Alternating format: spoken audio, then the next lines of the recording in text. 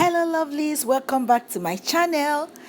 It's Dima here, and today we will be making use of our paste from our Moringa Super Hair Growth Oil.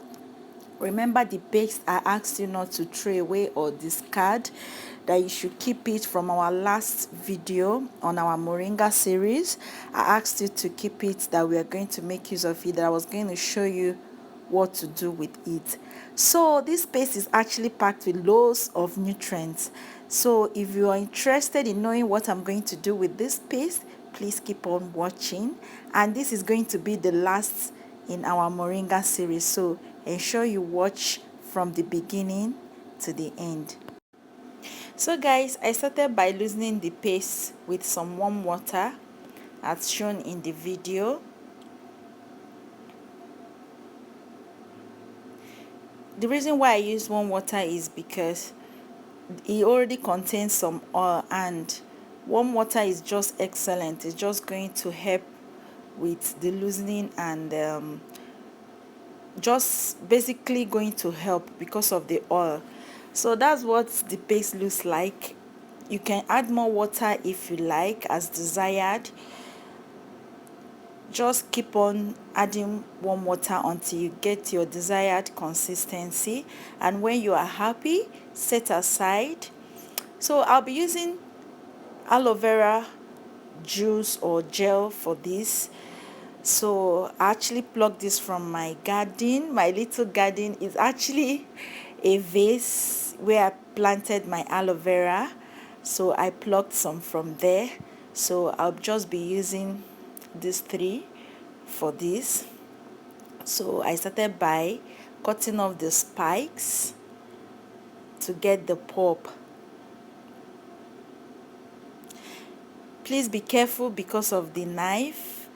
It can actually cut you if you're not careful. My knife is actually sharp, so I was actually very careful with it. Forget that I fast forwarded it, so I was really careful.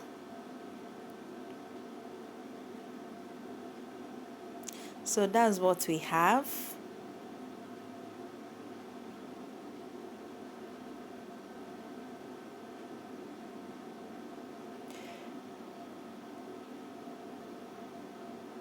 So you can continue the rest of the process until you're finished getting the pulp from the aloe plant.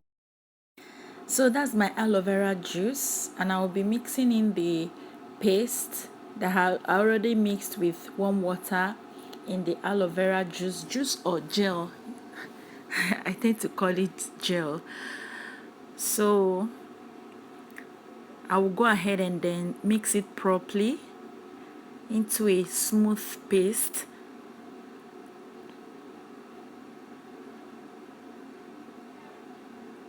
If you find that is thick, you can add more water, warm water, to loosen it up until you get the desired consistency you actually need. So that's mine. I will go ahead and apply it on my hair. I had already shampooed before applying this.